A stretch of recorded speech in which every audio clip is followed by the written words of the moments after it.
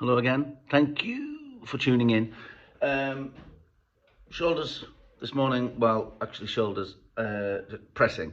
So I'm a little bit tired today, but we still got to put the work in, right?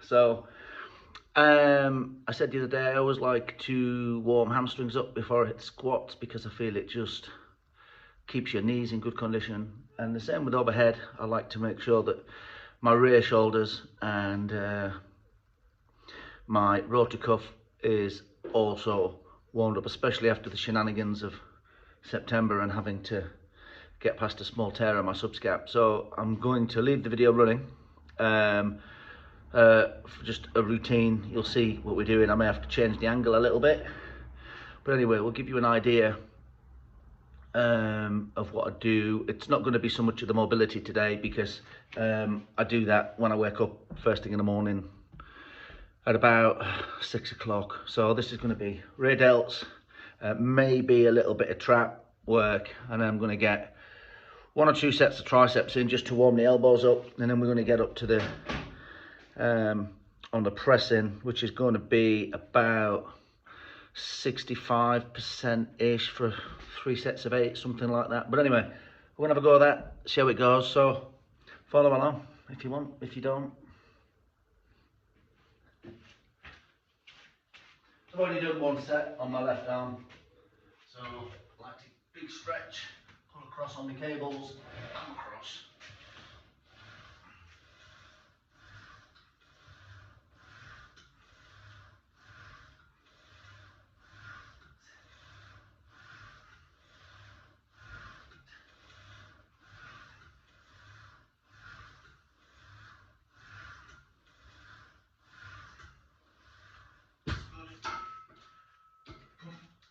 Pump the weight a little bit.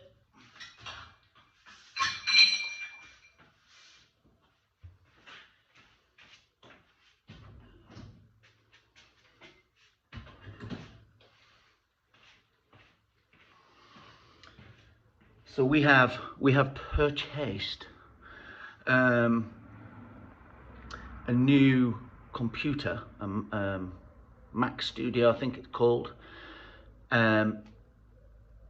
with the hope of forcing me to improve my YouTube video editing skills. So hopefully some of this will start to be a little bit better. What it won't be is fancy messing around. It'll still be just training videos of the girls, Louise, Lynn, this sort of thing, and then things that people ask for in the comments as usual. But hopefully the quality of the content will go up, as in how the videos are put together. So, but we'll see. But in the meantime, let's do some more sets.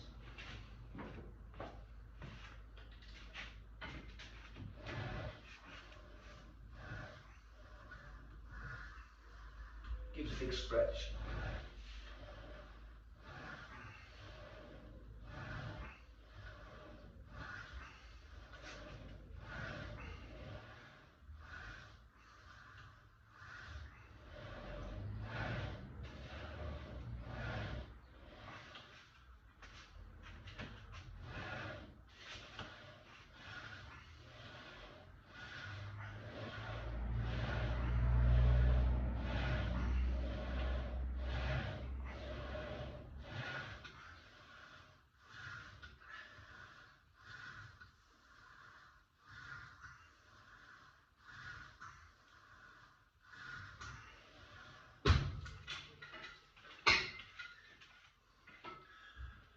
Yeah, it felt all right.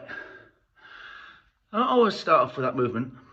I've got TRX, you know, the TRX with the handles. I'll often put them up on the rack there on the top bit, and I have kind of a 3 or 4 way complex, a body weight thing. So I'll take the handle, lay it back into it, pull myself up for a set of 12, immediately into kind of a face pull movement, then overhead. I can actually straighten my arms straight, and then a row. I'll do 12 of them, one after the other, and I'll do 4 rounds of that. It's less than body weight because of course your feet are on the floor, and but it just gives you an incredible pump, and it just makes sure that the area that you're going to be doing for shoulders and pressing are primed before you go. Yeah, and after, like I said, after the rotor cuff problem, which was the first serious injury that I've had, I think it's important to learn your lessons and learn them well and quickly. So anyway, do one more set of this. So, you know, I might just see how this feels when I'm going up in the weight. I might have a small change of plan and see if we've got a little bit more in the tank than we had the other day. But anyway, another set of this.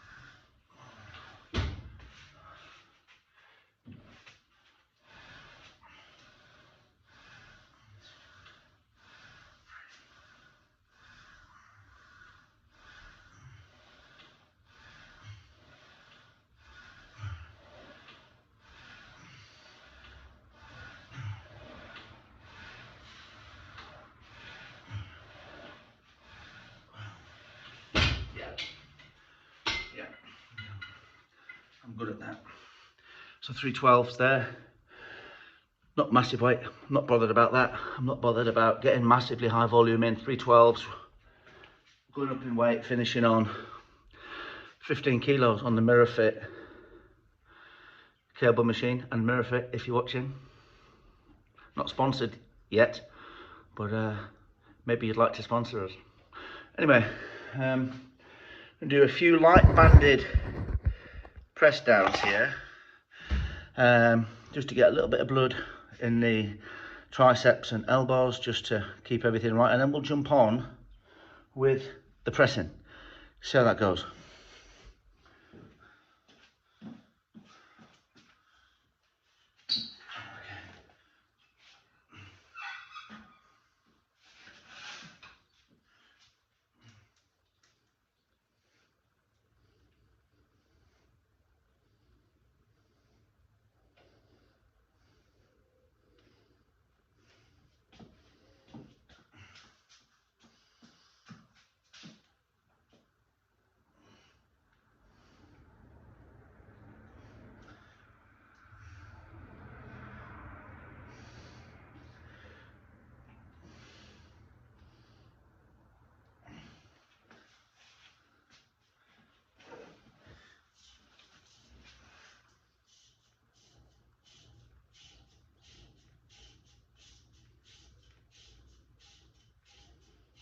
Yeah.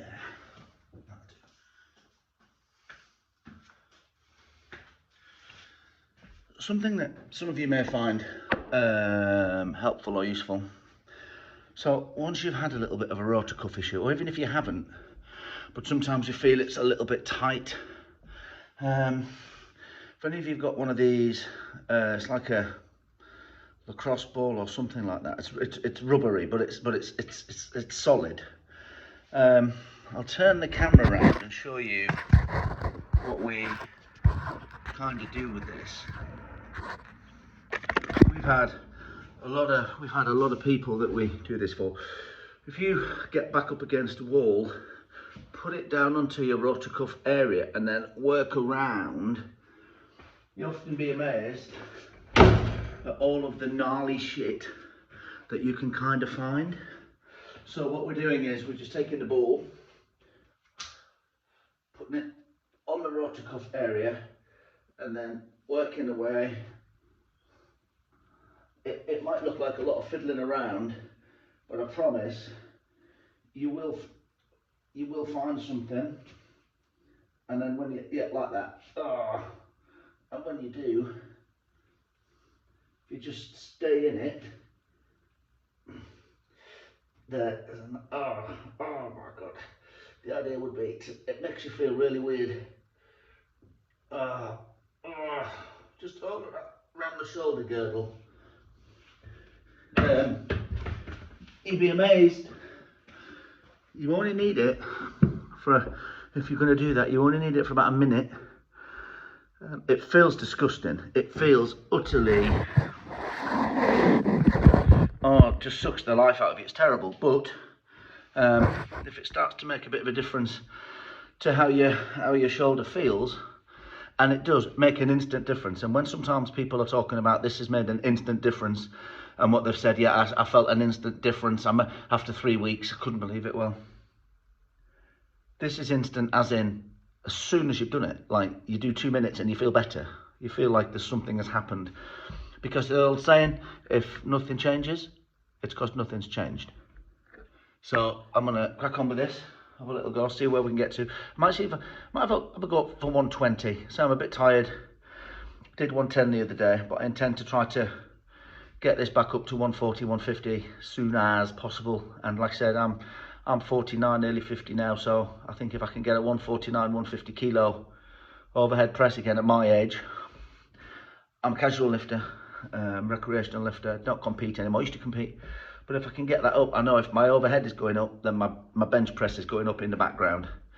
And whilst I'm not bothered about the bench press as much, I did say to my wife, Louise, the other day, that if once I've been to Husserfeld and picked that stone up, if I come back, if I'm still feeling strong and I'm reasonably healthy, I might have a go to powerlift. Excuse me.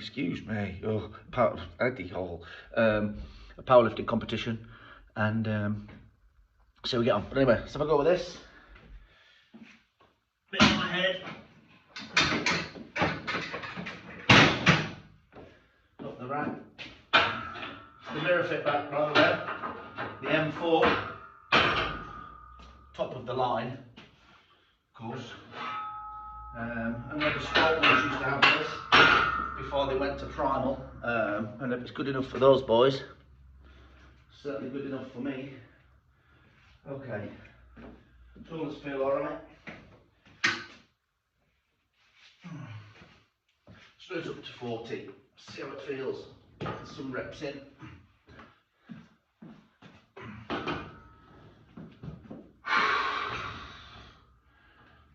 Okay. Oh yeah, baby. Oh.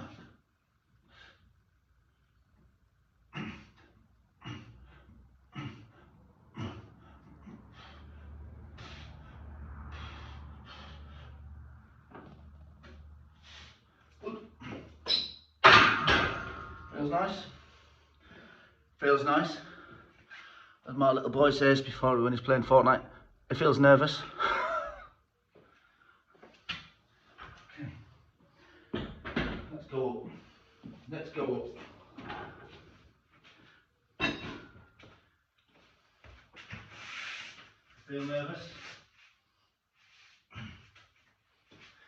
I really can't tell you all how grateful I am to all the new subscribers. I know we've only got 255 or whatever it is, but we've had a lot of those, probably 35 of those or whatever it is, over the last week. We've upped the content. We started to get more of the girls on, Evie and Chloe.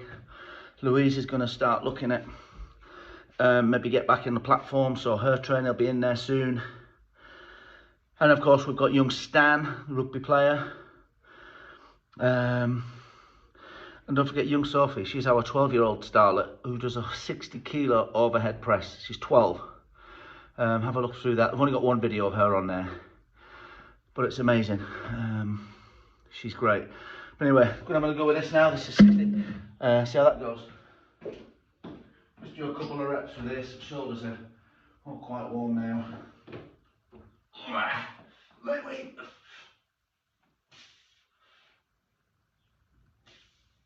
Easy. Nice. Nice.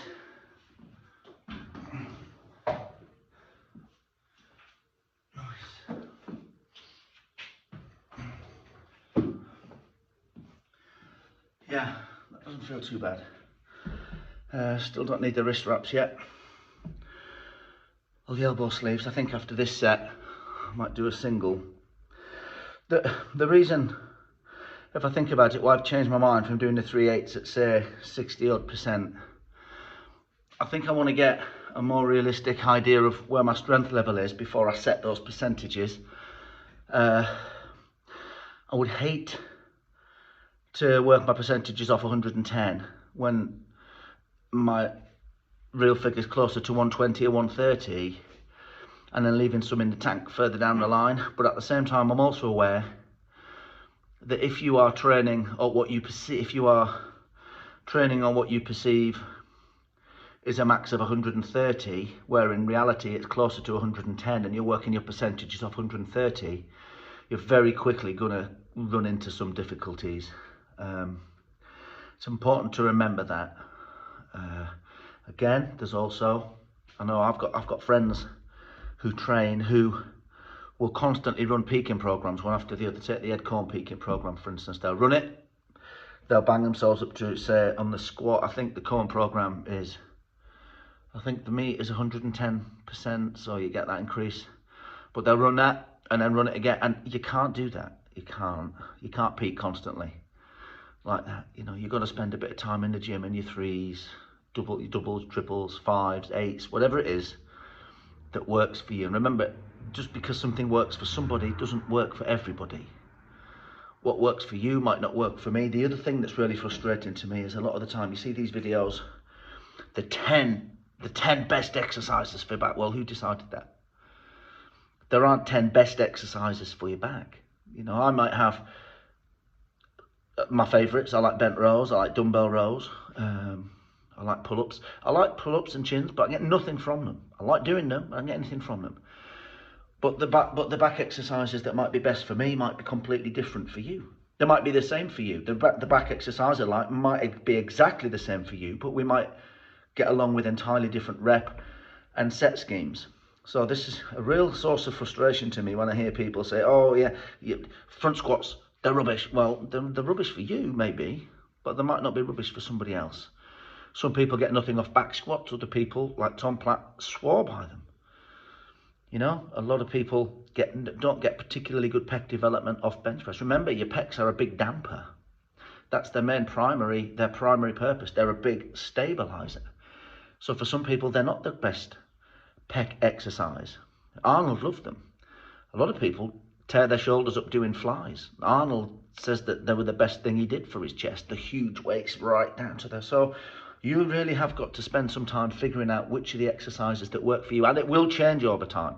Something that works for one period of time might be completely the wrong thing for you the next period of time. You've got to work it out. So don't take any notice of those fucking videos that say this is the best thing that you can do for your chest. Well, because you know it might wreck you. So anyway, so I'm going to go with this 80 kilos, because this is the best shoulder exercise.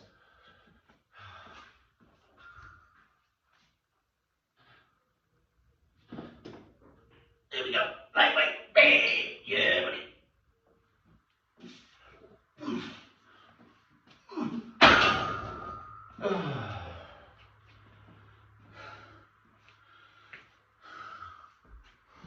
Yeah, I'm tired because that felt heavy. But we're going up. Did the rep.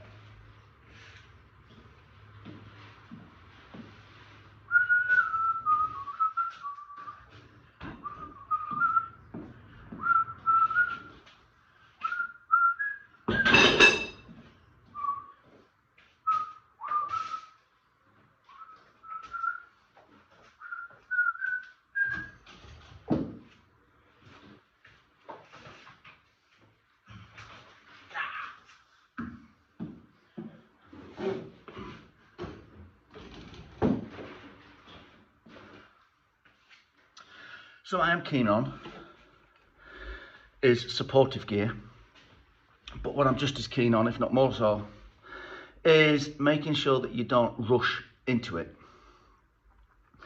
I've made that mistake when I was younger. You know, almost as soon as I got a belt and some elbow sleeves and wrist wraps, every set, all of it on, and it doesn't benefit you. So now I go with, depending on what lift it is, for the one that's going to offer me the least resistance, the least assistance first. So in this one, what's going to offer me the least assistance on this rep is wrist wraps. So I'm going to go wrist wraps for this one, then probably elbow wraps for the next one, and then all three for the one after. So 3 sets left probably. So I'm going to get my wrist wraps on now.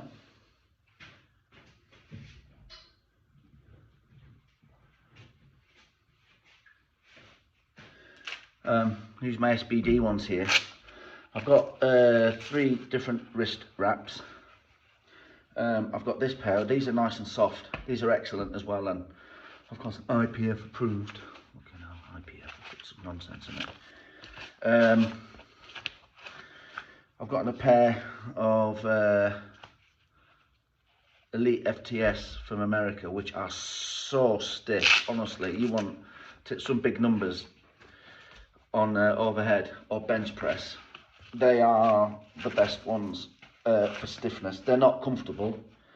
And I've also got another pair from, I think another soft pair from Elite FTS. But anyway, hello. This is my wife bringing my intra-workout cup of tea.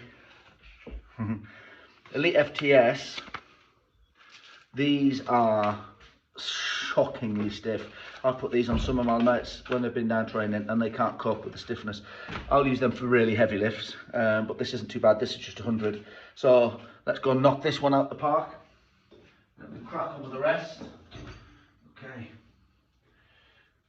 And remember, a suicide grip is always the best grip. It's not, but I like it. Works for me.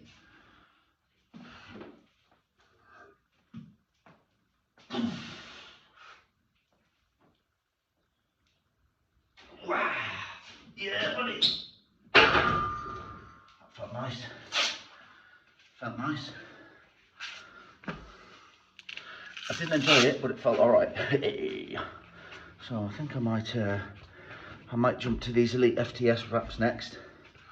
These ones are a bit stiffer with my elbow sleeves. 110. You know what? I'm all for recovering. My boy was in the Leicester Tigers Junior Rugby Academy.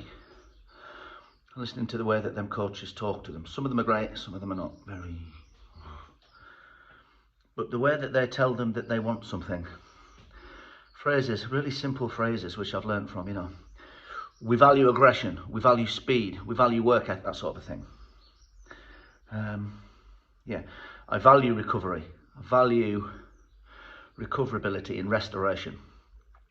So that felt all right. I don't think I'm going to gain anything now that I've got here at doing 110 before trying 120. So I'm going to put 120 on. I'm going to lock it on with the things, get my gear on, and then go for that. But if I do, I'll be really, really pleased with that. I just hope I don't get that nasty stomach cramp. Or I might get it here. If it doesn't feel right, I'll just back out. And that'll probably be about the end of it. Because like I say, have I mentioned I'm a bit tired? Maybe a bit dehydrated. Maybe Eddie Hall can send me some cranberry juice if it's not going to affect his hydration.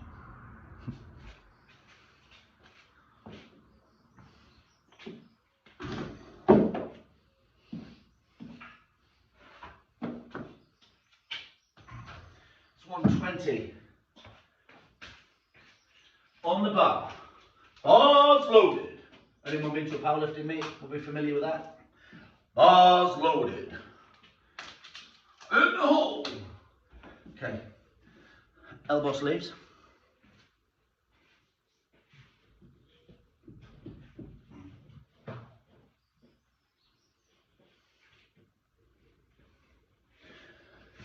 I bought these elbow sleeves from Strength Shop probably 4 years ago. Washed them once about 2 weeks ago. I've had elbow sleeves from all kinds of places. Mark Bell Slingshot, SBD. I've used all different types. as I'm sure many of you have, what I can tell you is that these are by far the best elbow sleeves I've ever used. They've lost none of their elasticity, and I've pumped some good weights up with these. In fact, it was these ones I wore when I did my 192 kilo row. I know some people will say it's not row because it's elbow sleeves, but if you telling me that it's not row, if I'm pressed 192 kilos when I was 48, sorry, and you're telling me that's not raw because I was wearing these, I want you to show me at 48, your age, or whatever it is, you show me you doing 192 kilos without elbow sleeves on.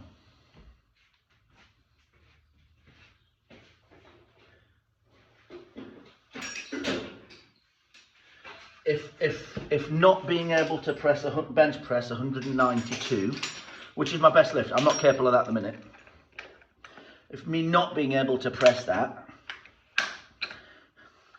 with elbow sleeves makes me a crap presser, then I guess I'm a crap presser. But you know, I don't think my numbers are bad considering my age. Anyway, we're going to go for it. This is probably a really bullshit idea. You don't get anywhere if you don't push your boundaries, do you? My shoulder collapses. It's an ideal opportunity to start a "This is how I fix my shoulder" series. SPD belt, clunk, click, off we go. Parksy, uno, bars loaded.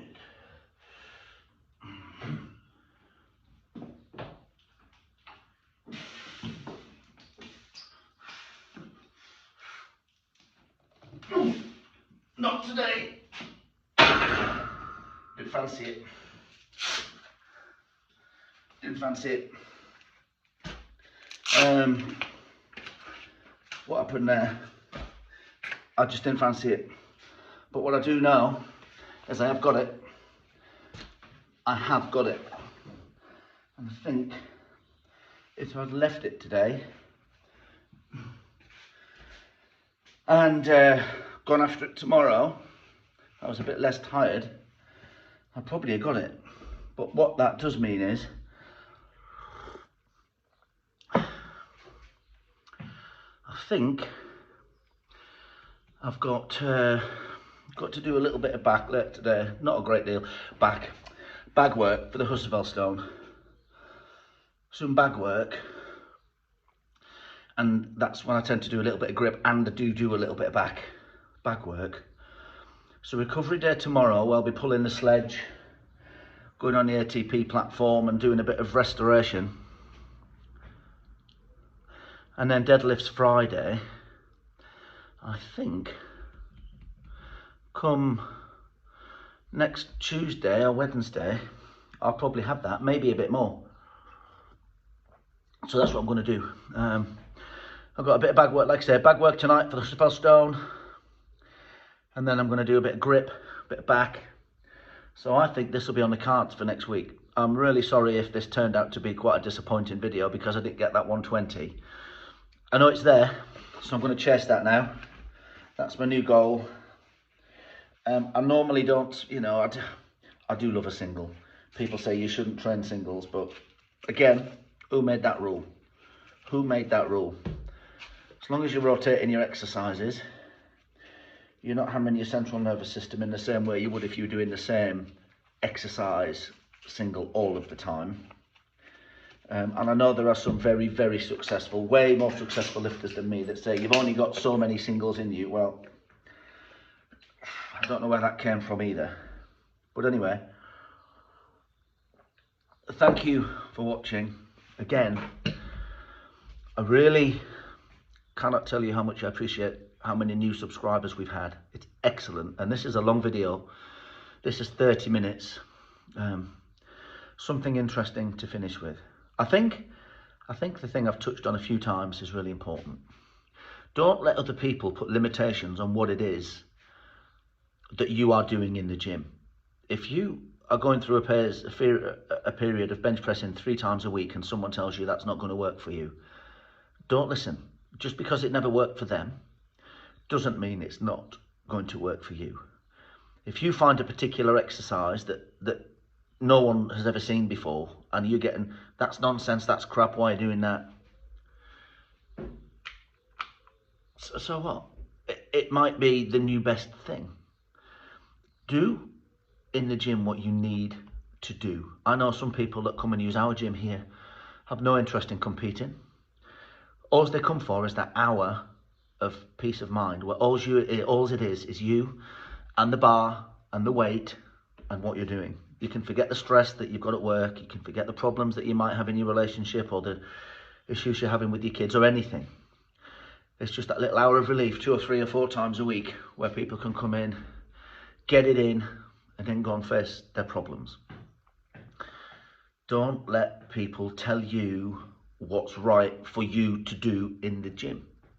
Experiment yourself, because that's half the fun, is learning. Half the fun of learning. Don't hurt yourself, don't be stupid. Don't damage yourself, we don't want that. But learn. Learn from your own mistakes, learn from other people's mistakes. Yeah, you can listen to what people have got to say. You can listen to what people have got to say and give it a go, and if it works for you, great. If it doesn't, move on, do something else. But anyway, the most important thing is that you go to the gym and lift some weights. And on that note, please, if you've liked the video, like and subscribe. It would mean a real lot if we can get one of those shiny little YouTube plaques on the wall. Have a look through the other videos we've got. I'm sure you'll find some interesting ones down there. But anyway, in the meantime, have a great day, stay strong, and we'll catch you next time.